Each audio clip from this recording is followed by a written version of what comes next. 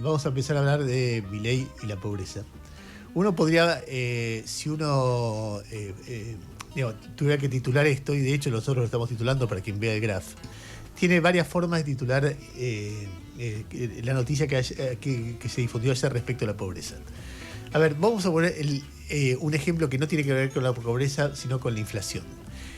El 31 de diciembre del año pasado, bueno, en principio el 14 de enero más o menos, se conoció cuál fue la inflación anual del 2025. La inflación anual del 2025, comparativamente con los últimos años, fue muy baja.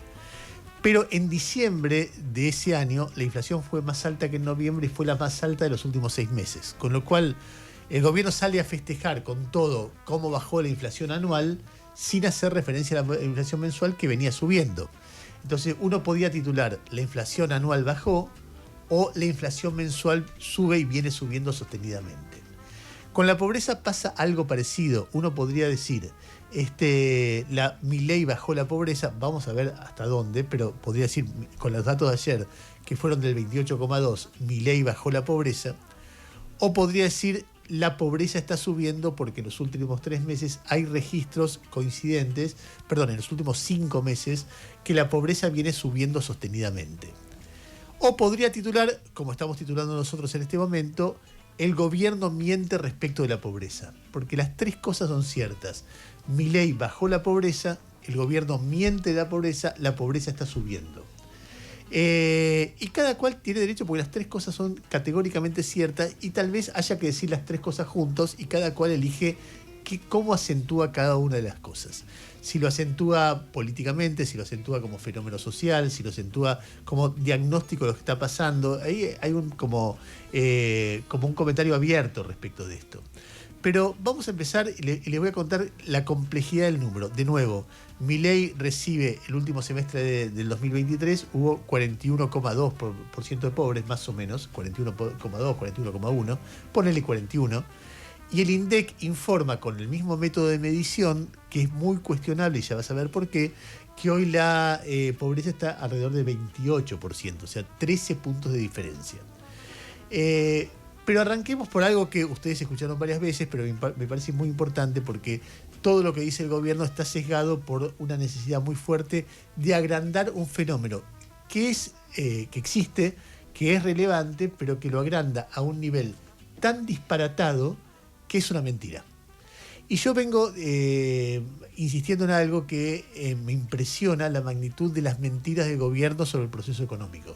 Sobre crecimiento, sobre cantidad de empresas cerradas, sobre desocupación, sobre consumo, sobre cada uno de los hechos que el gobierno describe que pasa en la economía. Parece que estamos en un momento épico, glorioso, algo que nunca se vio en la historia de la Argentina.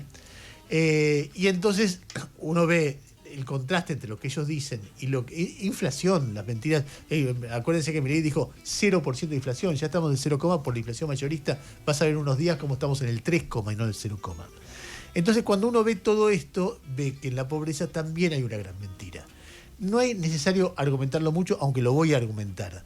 Escuchen a Milei a lo largo de los últimos meses hablar de cuántos argentinos él sacó de la pobreza. Que estamos haciendo caer la pobreza cerca de 20 puntos y la indigencia pasó de niveles de más del 20% a niveles entre el 8 y el 9%. Es decir, en los últimos meses además sacamos la pobreza a 8 millones de argentinos. O sea, sacamos de la pobreza a cerca de 9 millones de personas. La pobreza cayó al 35%, es decir, que los desalmados liberales bajamos 22 puntos porcentuales la pobreza, es decir, sacamos a 10 millones de personas de la pobreza. La caída de la pobreza al 31, no la mostraron. La caída de la indigencia a 7%. Sacamos 11 millones de personas de la pobreza. No lo muestran. Este gobierno sacó de la pobreza a 12 millones de argentinos. Bastante laburo nos costó que 13 millones de argentinos salgan de la pobreza. Hemos sacado a más del 30% de los argentinos de la pobreza, es decir, hoy hay 14 millones de argentinos menos en la pobreza. Hemos sacado de la pobreza 30% de la población, sacamos 15 millones de personas de la pobreza. Bueno, él va subiendo de 8 a 15, depende de la época, y uno se da cuenta en eso. Después habla Caputo y dice 11, él dice 12, después dice 15. Quiere mostrar que un toco de argentinos, estamos hablando, él dice el 30% de los argentinos de la pobreza, y la verdad que no hay ninguna medición de nadie, del INDEC, de nadie que esté diciendo que eso pasó. Cuando se conoce el número del INDEC de ayer, empieza una discusión en las redes sobre, entre los que dicen sacamos 30 millones de personas de la pobreza y los que dicen la verdad que no me cierra para nada este número porque veo lo que pasa con los indicadores alternativos. Para poder graficar esa discusión vale la pena poner al aire, poner algo como si fuera televisión, poner en pantalla YouTube, yo se los cuento a los que están escuchando por radio, el tuit que difundió la oficina del presidente ayer, que es un tuit muy mentiroso. Bajémoslo un poquito porque cuenta, el gráfico es lo más importante. De un lado, ahí está, de un lado están Alberto Fernández y Sergio Massa, y dice 52,9%, más de la mitad de los argentinos pobres, y del otro lado Milei y Caputo, y dice 28,2%, la pobreza más baja en 7 años. O sea, el gobierno está diciendo oficialmente que bajó la pobreza en 25 puntos, y esto no es cierto. El primer tuit que yo leo respecto a la pobreza es un tuit que es muy significativo en este momento, porque te da risa quien lo hace y te muestra el problema que tiene el gobierno con que Adorni sea jefe de gabinete, porque comunica Adorni y uno no ve lo que comunica Adorni, sino que lo ve Adorni. Y Adorni pone este tuit que vas a leer ahora, dice: la pobreza cayó al 28,2% en el segundo semestre del 2025, es el registro más bajo de los últimos 7 años. Fin. Luis Caputo hace, y eso lo que dicen los datos es cierto, es el registro más bajo de los últimos 7 años y la pobreza bajó en este semestre. Después, Luis Caputo dice lo siguiente, dice: la pobreza es la más baja de 7 años. En el segundo semestre del 2025 la pobreza se ubicó en 28,2%, en tanto la indigencia fue del 6,3%. Con respecto al segundo semestre del 2024, la incidencia de la pobreza e indigencia se redujo en 9 puntos y en 1,9. O sea, el último año bajó 10 puntos la pobreza, dice Caputo, y 1,9 la indigencia. Si se lo compara con el primer semestre del 2024, año y medio, cuando la pobreza y la indigencia ascendían a 52,9 y 18,1, la reducción fue de 24,7 puntos y 11,8 respectivamente. Y bueno, y sigue reflexionando por qué su programa económico es tan bueno. En el otro, entonces, vuelve a decir, desde el 2024 hasta acá bajamos 25 puntos. En el otro costado están los que dicen: no, a mí no me cierra porque hay un montón de datos que no coinciden con que baje la pobreza. ¿Cómo se llama la colo? Rosalía Constantino. Rosalía Constantino, periodista económica de creo que es el 5N labura, hace una serie de datos, dice: mira, pasa todo esto, no me vengas a chamullar que baja la pobreza. A ver, pongamos el tuit, ahí está, dice: la pobreza sigue cayendo, según el INDEC, a 28,2. Estamos con menor pobreza que en el último semestre de Cristina, porque en ese entonces para la Universidad Católica era del 30% la pobreza en 2015. Sin embargo, tenemos niveles récord, de mora en todo tipo de créditos y préstamos, siendo mayor la mora en los montos más chicos de préstamos. Es decir, la gente que más se endeuda es la que menos ingresos tiene y la que menos puede pagar la cuota de la deuda.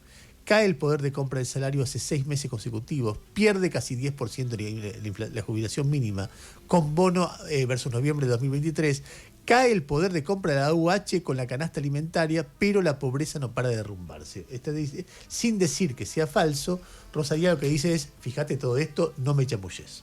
Bueno, ¿qué es lo que está pasando? Obviamente yo no voy a pretender explicar qué es lo que está pasando completamente, pero que entre los dos mundos hay un montón de cosas para aclarar que son importantes. En principio, el gobierno dice bajó 25 puntos porque toma el número de 6 meses después que asumió, donde ya estaban todos los efectos de la evaluación, en lugar de tomar el número que le dejó Alberto Fernández. El número que le dejó Alberto Fernández no es 52,7%, sino 41,1%.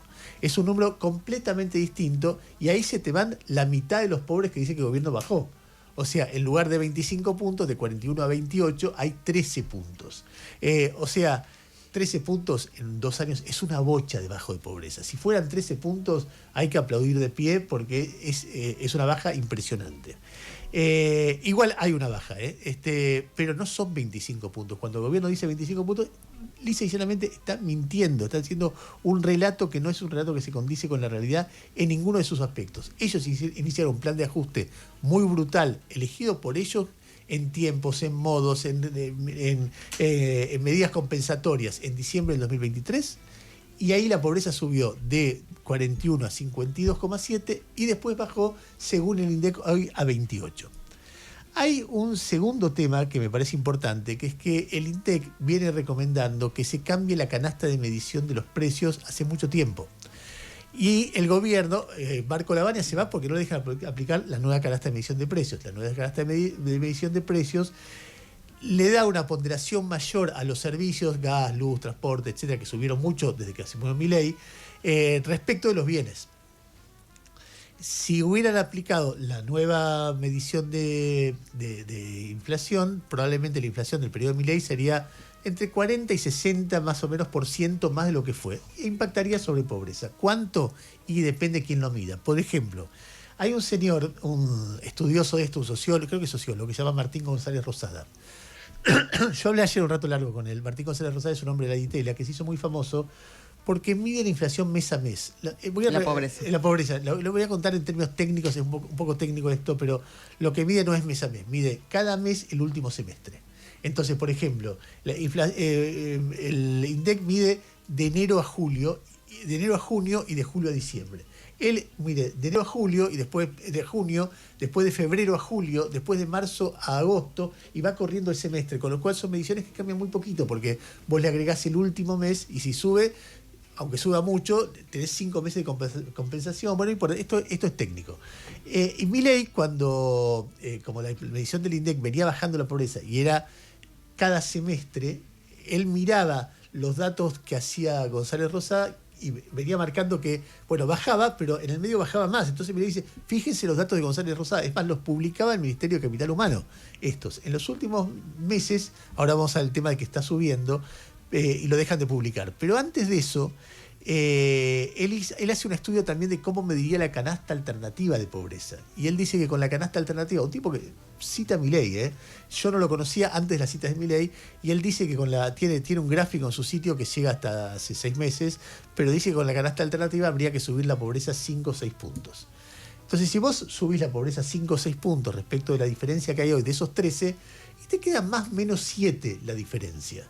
Entonces vos decís, bueno, perfecto, entonces Milei bajó alrededor de 7 puntos de la pobreza, y ahí tengo otro pero, que es que en los últimos meses la pobreza viene subiendo.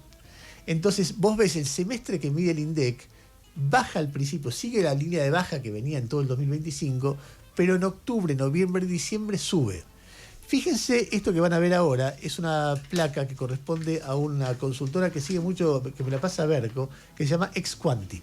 Exquanti es una consultora que labura en la UBA y que labura con y que son técnicos del INDEC que laburan en la Universidad de Buenos Aires. Fíjense lo que van a ver, les cuento a los que están mirando YouTube y a los que están escuchando por radio. Es una curva, como siempre, que tiene algunas cosas marcadas en verde y otras en violeta. El último verde que se ve es 18, que son 18 millones de pobres que dejó la gestión de Alberto Fernández. Y después empieza a subir y a bajar según la curva que pasó en la época de Milei. Y en el punto más bajo estuvo en 12,8. O sea, Milei hubiera tenido razón, según este estudio, si hasta hace unos días decía bajamos la pobreza en 5 millones de pobres. Es un toco. Esa es la situación al tercer trimestre del año pasado. Ahora, si vos lo proyectás, los estudios que dan del cuarto trimestre del año pasado, la pobreza sube de 12,8 a 15,5. O sea, recorta la mitad de lo que había bajado desde que asumió Alberto Fernández. Estamos hablando de 2,7 millones de pobres más en el último trimestre del año pasado.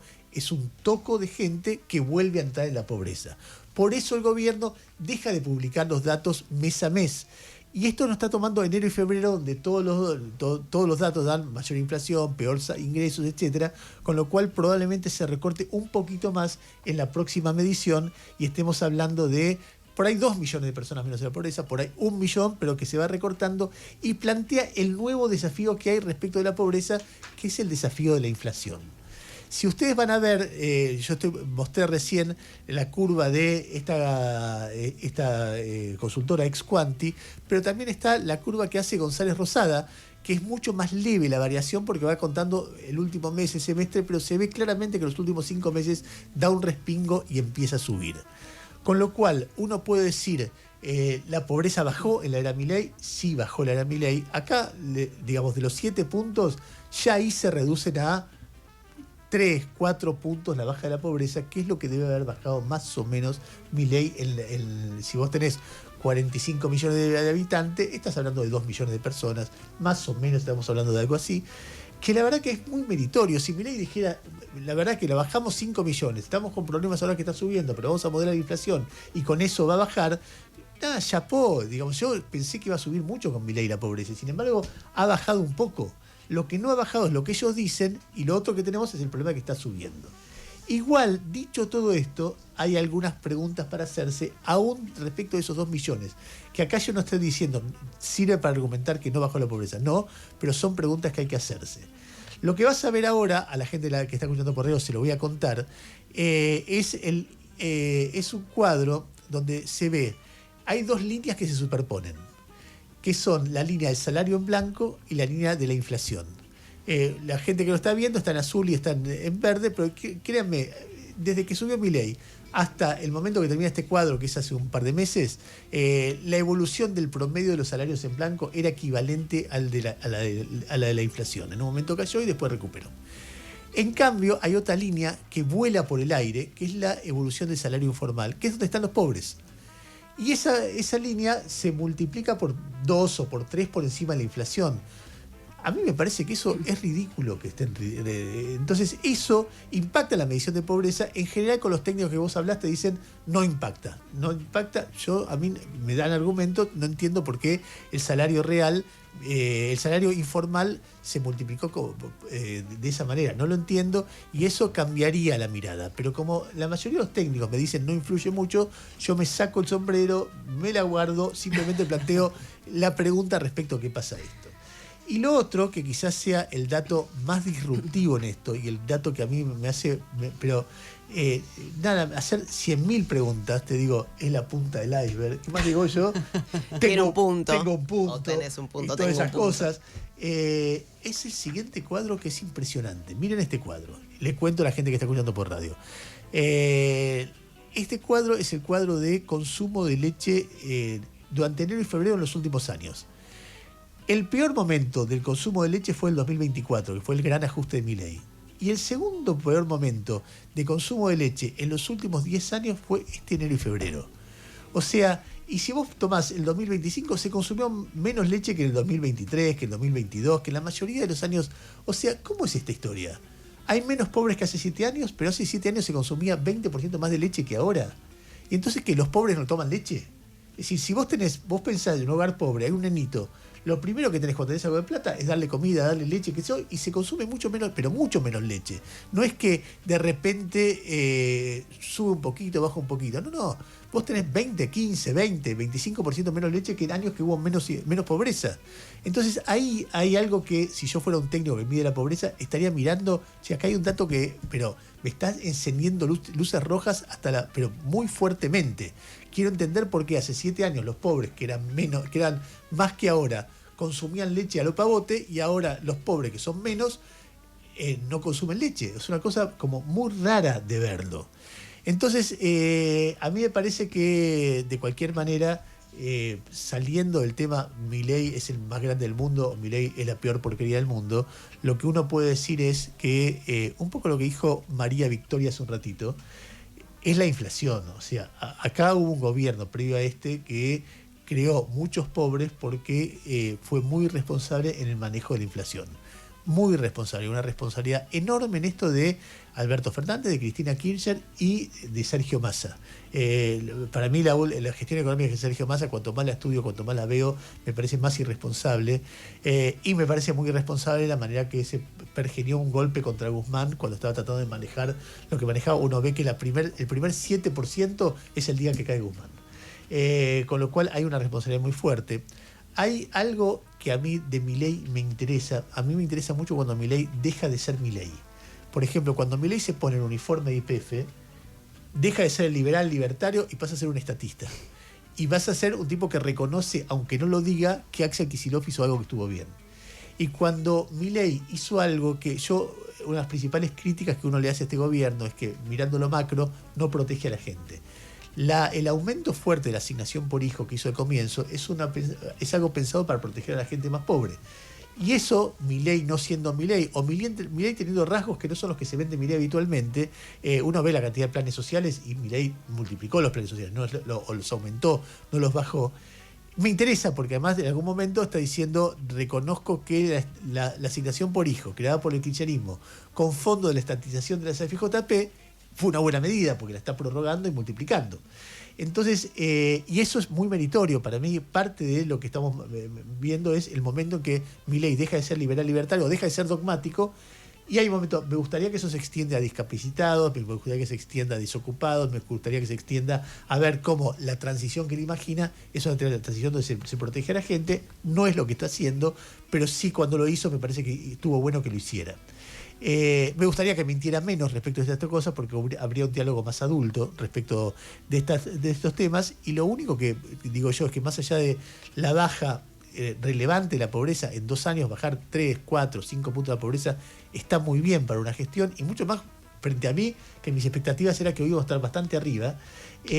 O sea, tenía razón, y la lección es: si vos no ajustás cuando hay inflación, es mucho peor los efectos de no ajustar que los efectos de ajustar.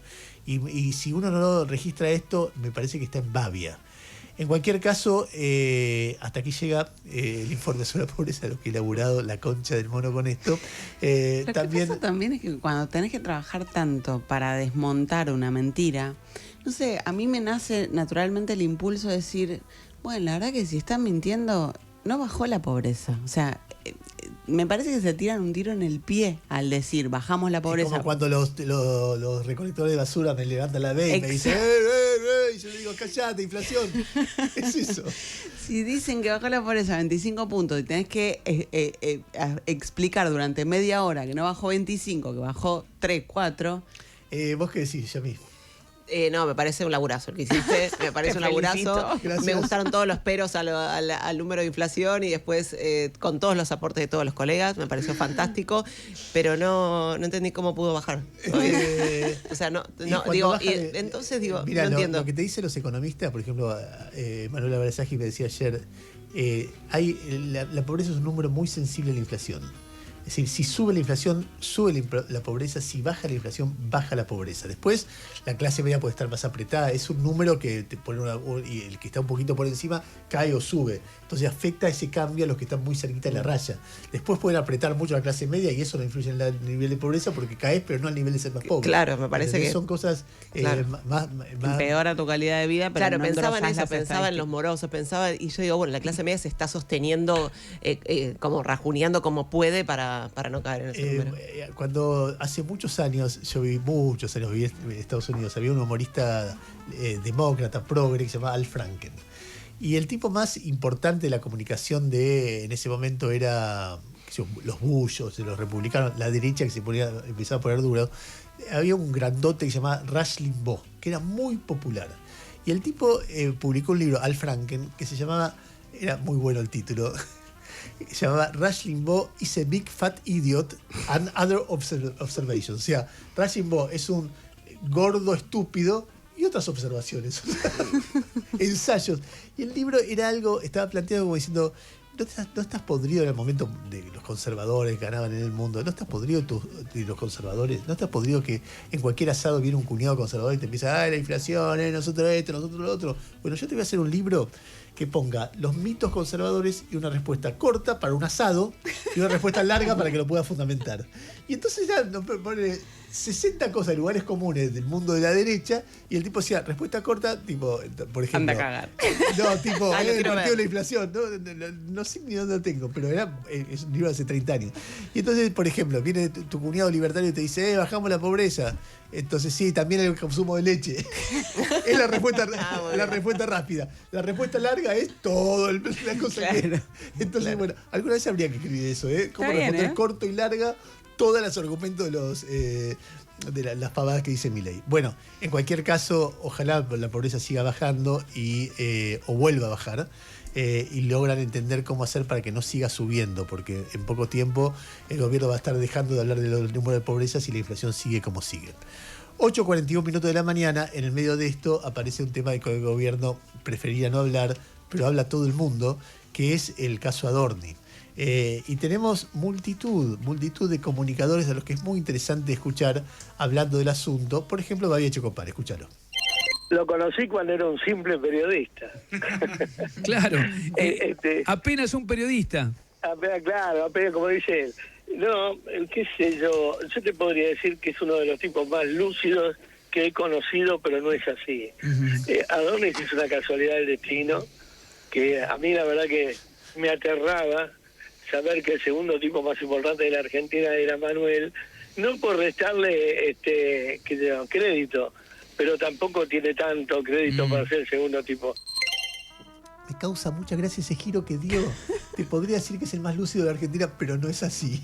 Te podría decir que bajó mucho la pobreza, pero no es así. Es buenísimo, lo voy a rehusar, se lo voy a afanar.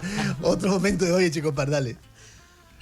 No tenía una moneda, es verdad. Era un chico que necesitaba pagar el crédito del departamento de Flores. Y rompiéndose para ser alguien, ¿no? Como mucha gente. A mí me lastimó mucho de dónde hablaba, cómo basureaba al periodismo, a los compañeros, piensen igual o no. Este muchacho se creyó dueño de la Argentina. Por eso le empecé a pegar bien, no con inquina, sino le empecé a pegar para que se dé cuenta. Y realmente las dos jubiladas estas, no creo que con este gobierno hayan hecho $100.000 cada una para prestárselo a Adorni. Luis Majul dice esto. Nos acaban de confirmar, Cristina, que el jefe de gabinete no asistirá mañana a la conferencia de prensa de todos los miércoles en la que suele responder preguntas a periodistas. Prácticamente lo sospechábamos, entendíamos que podía darse una situación como esta y tiene mucho sentido que mañana el jefe de gabinete no asista a la conferencia de prensa de todos los miércoles, ¿no, Cris? ¿Cuál es tu lectura política, Luis, al respecto de esta información? Que es muy relevante, teniendo en cuenta que está en el centro de investigaciones judiciales y un enorme debate político. Bueno, hay algo que le tenemos que preguntar a la audiencia, y esta es mi lectura, y es por qué Adorni todavía no explicó cosas que debería haber explicado. Luego... La música, ¿no? Sí. Era el último momento, estaba bien. Pero ¿quién se murió? ¿Qué música ponés por un terremoto, no? Johnny Viale se mete los planos de la casa de Adorni. Escuchá. Ahí viene.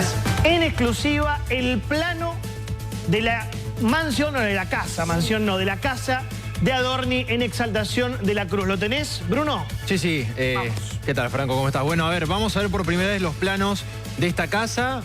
Por supuesto, como decía Johnny, en Exaltación de la Cruz, Country Indiocuá. Estos son los planos. Pero atención, por primera vez van a ver esta documentación oficial del municipio de Exaltación de la Cruz que conseguimos, pero con un dato, antes de meternos de lleno en los planos y ver los espacios de la casa. Según confirmó el propio municipio, ni Adorni ni su esposa figuran como los actuales propietarios de esta casa. Quien figura es ese hombre que estamos viendo allí, Juan Ernesto Cosentino. Mirá, abajo a la derecha. Ahí abajo a la derecha. Si querés dire, pues se ve claramente ahí el nombre. Ahí se ve claramente, ¿no? Exactamente. Vos sabés que es tremendo eso de las casas, pues te da un morbo. Claro. A mí me da ganas de decir, mostrame a ver dónde está el baño. No, y bueno, ahí tiene un baño en la planta baja, por lo que vi. Como armó el Yo te digo que estoy en tema. Es una de dos plantas, o sea, no es una mansión ni nada. Por el plano no es que... No es la vista al jardín, si está vidriado. Sí, pero no... Si tiene debe bidet. ser moderno, pero sí, seguro tiene bidet. No sé si tiene como donde se limpia Adorni. No sé si tiene un antebaño, no llegué a ver de acá. Genial. No sé. Antonio Laje, también duro contra Adorni. Escuchá. Me parece que lo que tiene que empezar a plantear Adorni ahora y empezar a pensar seriamente él, si no está perjudicando ya al presidente Javier Milei y a Karina Milei. Son las dos personas que lo están sosteniendo contra capa y espada, Y en esto ha tenido sobrados ejemplos Milei, que al que él considera una persona de él lo sostiene y lo sostiene. Pero me parece que Adorni tiene que empezar a pensar si ya no está perjudicando al propio presidente. Yo pondría, primero sí, tendría que estar pensando, pero la decisión de que se quede no es de él. Pero después, eso es que a capa y espada me causa gracia la imagen. Pero Milei, ¿a quién defendió? Se cargó a todo el mundo. O sea, no queda nadie, salvo la hermana y la gente que defiende a la hermana, todo el mundo. A ver, Españolo, Spert, bueno, a Novelli lo defiende porque, bueno, tiene todo Novelli sobre él. Pero después mete otro nombre, Laje, que poca gente metió. El nombre que mete Laje es María Eugenia Vidal. Escúchalo. Desde lo político a mí me parece que entra en una situación de fragilidad muy grande. Compras un departamento de $230.000, sí, los cuales solamente pagas 30.000, sí, porque las dos propietarias deciden financiarte en cuotas. El 87%. Sí. $100.000. Es un número mágico, $200.000. $200.000 fue la donación que le hizo Jessica Sirio Insaurralde. Totalmente. Sí. Y el esquema es parecido al que presentó Vidal para justificar la compra de su departamento. Mira vos. Lo mal que envejeció el meme de Vidal poniéndole el monito a Adorni, ¿no? Bueno, entre los dos, Mario Masachesi charlando con Bonelli, con Marcelo Bonelli, en TN, dialogando sobre el punto. Dale. Tengo una inmobiliaria de lujo para vos. A vos que te gusta la zona. Qué raro, ¿no? Te gusta la zona de Caballito, amás esa zona. Sí. Departamento lo podés comprar a un precio mucho más barato y encima las dueñas de los departamentos te dan la plata para que puedas comprar el departamento que ellas están vendiendo. Para sintetizarlo, tema Adorni con este departamento en el barrio porteño de Caballito. Negoción, ¿no? Un negocio. Un negocio inmobiliario. Digamos, ojalá uno pueda comprar, pueda conseguir vendedores de departamentos que te prestan la plata para comprarlo, ¿no? Y después Masachesi y Bonelli, que estaban muy divertidos con el tema del departamento barato, siguieron charlando. Escuchá. Qué flojo de papeles que está este muchacho, ¿no? Pero además, el jefe de gabinete. Le prestaron el dinero para $200.000 para comprar un departamento que se lo regalaron prácticamente porque al metro cuadrado no es el metro cuadrado que se cobra, que está cotizado el metro cuadrado en Caballito. Además, no te conocen. Es muy llamativo, te presten $200.000 y encima no los conozcan, ¿no? Ya mi editorializa, tranquila. Pero tiene razón, porque mi mamá me prestó plata a mí para un emprendimiento, pero que le debo todo el emprendimiento por ahora, pero digo... Pero te ubica. Pero es mi mamá, digamos, mínimamente me juna. Te juna un poco, ¿eh? Un poco. No es que saben, los padres lo sabemos todo. No, todo no, bueno, pero... Hay que hablar sobre los yernos. O sea, si vos tocás el timbre de la casa de mi mamá, le preguntás, me conoce. Te conoce, claro. Claro, está bien. Después Gonzalo Sánchez y Ceci Bufflet hablaban en Infoae sobre el punto. Escuchá. No se puede sentar adelante de un periodista profesional y responder las preguntas. Todo parece muy inexplicable, todo es oscuro, todo es nebuloso, no explica encima y cada vez que aclara se abren nuevos interrogantes, es completamente confuso. Pareciera que está jugado Adorni en su proyección política, pero la política es generosa acá también. Claro. Tiene punto. En general tiene un punto, pero para todos los partidos también. A ver, y finalmente, cuando a mí me tocó en el 2008 empezar a conducir la primera mañana de Mitre. Y en Mitre había un pibe que recién empezaba, que yo me acuerdo, empezaba a las 6 de la mañana, yo llegaba a 6 menos 2 minutos. Dejaba el auto en doble fila y le tiraba las llaves y decía, Nachito, me estaciona el auto, lo agarraba Nachito y estacionaba el auto. No, es que no podía, no tenía manera. Bueno, yo quisiera hacer eso, o sea, llegar es eso, ¿entendés? Llegar es no tener tirar la llave al aire y que alguien la agarre en el aire.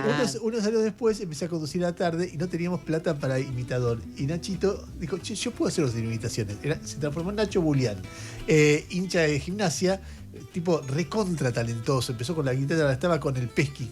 Estaban los dos juntos, después el Pesky siguió su camino kirchnerista y Nacho Burián siguió su camino de la corpo. Dos pibes fantásticos. Ahora ya no son tan pibes. Y ayer lo veía hacer una canción imitando a Adorni, cantando a Adorni en Radio Mitre con Bonelli. Y la canción se escuchaba de esta manera. Dale. Tema de difícil solución. Con mi señora en el avión me fui de gira. Junto a la comitiva de Milei. Me la llevé pa' Nueva York a la Betina, pero además para el carnaval, en jet privado yo me fui con mi familia. Punta del Este fue la ciudad elegida, gasté el canuto en esa vacación y ahora justificación. De donde yo saqué la guita, me exigen porque en mi función gano 3 palos y en moneda argentina, pero yo no lo quiero explicar porque es mi intimidad, inocencia fiscal. Quiero gastar mi guitarra todo el día sin darle a la prensa una explicación, porque yo al country Indioquá me la quiero tomar tranquilo a descansar. Mi patrimonio creció más que mis ingresos, se fue para arriba como pedo de buzo. Yo, gracias al gran Milei, a Nueva York viajé. La escucharías toda, decir la verdad. Divina. Bueno, cuestión es que hay noticias sobre Adorni y sobre otras cosas. También. Hubo mucho ruido ayer y hay mucho ruido hoy en Casa Rosada con Manuel Adorni, así que no sé si no va a haber algún tipo de novedad. Suspendió la conferencia de prensa que iba a dar hoy un poco para intentar sacar pecho y decir yo sigo hablando con los periodistas, vamos a dar vuelta a la página. Bueno, no fue posible. Tiene previsto ir el 29 de abril a la Cámara de Diputados, ya le mandaron 4.800 preguntas los diputados, las diputadas, un récord hasta este momento. Si llega a ir el 29 de abril va a ser una carnicería. Veremos, pongo en duda que efectivamente eso se concrete, la sesión ya está convocada.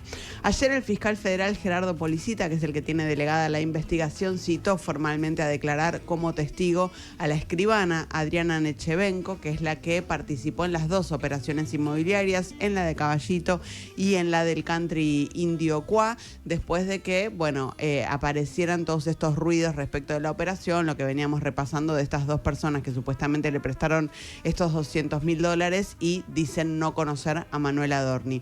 Es interesante un dato que publica ayer Letra P con la firma de Sebastián Inurrieta, que dice que esta escribana fue 7 veces, por lo menos 7 veces a Casa Rosada a ver a Manuel Adorni. No están todavía los datos de 2026, pero fue entre el 24 y el 25, 7 veces, alguna de esas veces que se quedó muchísimas horas en Casa Rosada, así que evidentemente había ahí una relación muy cercana y con una escribana que lo iba a ver todo el tiempo. Mi vieja, que en paz descanse, era escribana. Mira vos. No hay escribano que sea trucho. Y bueno, ok, veremos qué explica la escribana de Echeverría en estas operaciones inmobiliarias.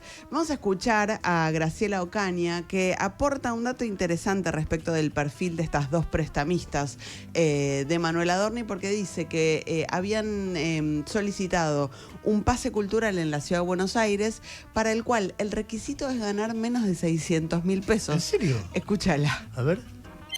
Resulta que oculta, se enoja, dice que va a presentar a futuro y bueno, después siguen apareciendo cosas como, una de las jubiladas que estas que le compraron y le financiaron la casa con una hipoteca, al mismo momento que estaba haciendo eso, estaba pidiéndole a la ciudad un pase cultural de $60.000 pesos haciendo ese trámite, la verdad. ¿Cómo para una de las jubiladas que le vende a Adorni y le da la hipoteca por $100.000 estaba pidiendo un subsidio? Sí, un subsidio, es una especie de subsidio, es un pase cultural que la ciudad tiene para las personas mayores que ganan en ese momento menos de $600.000 pesos, porque eran y ahí la pregunta 2 jubilación mínima.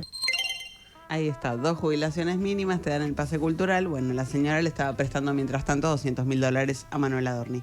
En este contexto aparece un sitio muy interesante creado por un analista de datos que se llama Andrés Nitkovsky. El sitio se llama ¿Cuánto deben? Y publica un listado de funcionarios y legisladores del oficialismo de La Libertad Avanza que desde que asumió Javier Milei en el gobierno de la Nación, tramitaron créditos realmente abultados en bancos públicos, sobre todo en el Banco Nación, sobre todo cuando el presidente del Banco Nación era Daniel Tilliard. Aparece a la cabeza Felipe Núñez, el conductor del programa Las Tres Anclas en el streaming Carajo, este programa al que van todo el tiempo Caputo, Furias, todos los funcionarios de economía, con una deuda con el Banco Nación de 475 millones de pesos de febrero del 25. Aparece también Federico Furiase con una deuda con el Nación de 367 millones de pesos en agosto del 25 y también con el Banco Ciudad de 100 millones de pesos.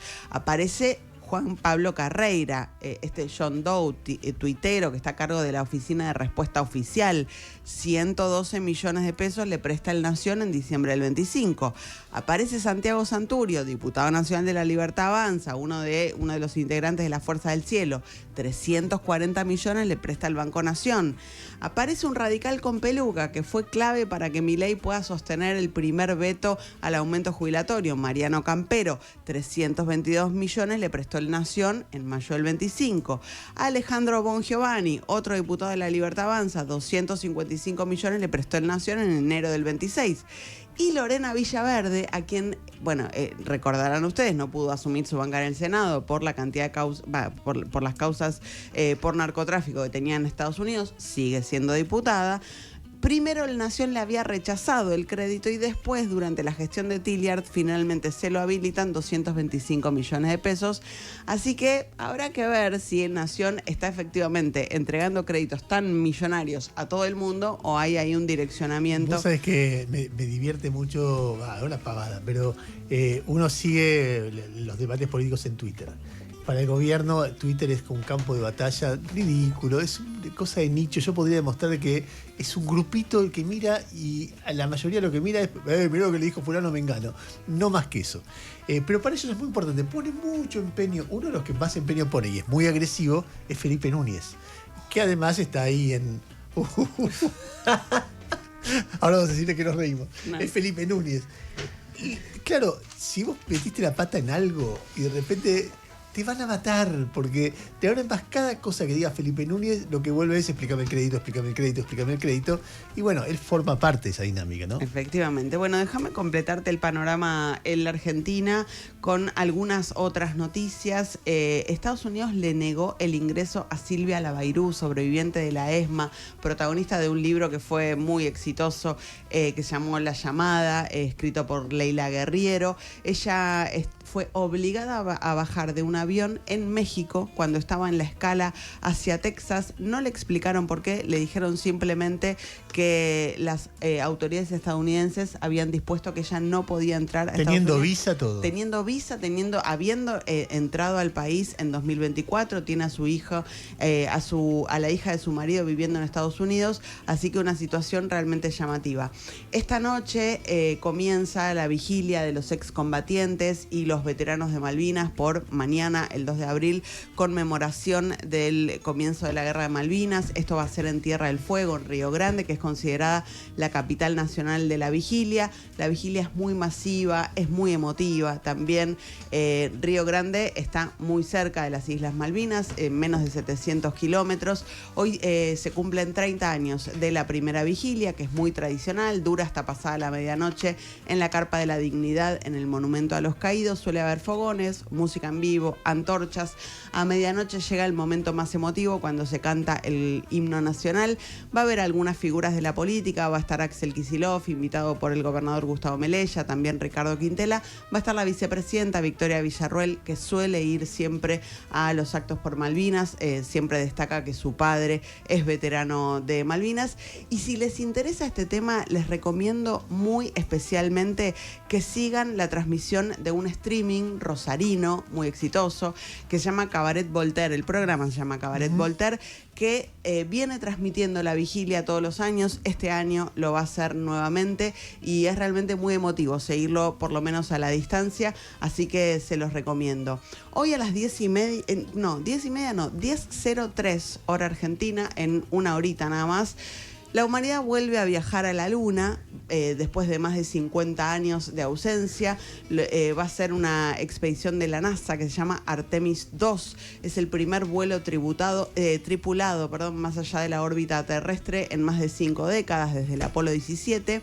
Y va a llevar tecnología argentina, el Artemis II, porque va a llevar un dispositivo que se llama Atenea, que volará como carga útil secundaria, y su objetivo es recopilar información clave durante esta odisea, y en un contexto en el que la justicia tiene que salir al gobierno a decirle: che, aplica la ley de financiamiento universitario, financia las universidades nacionales.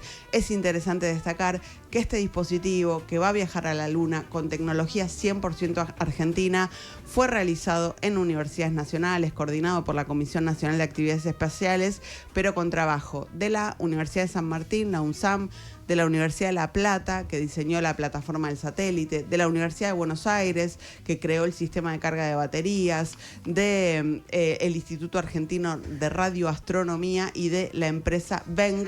Así que realmente un momento en el que la tecnología argentina va a llegar a la órbita lunar.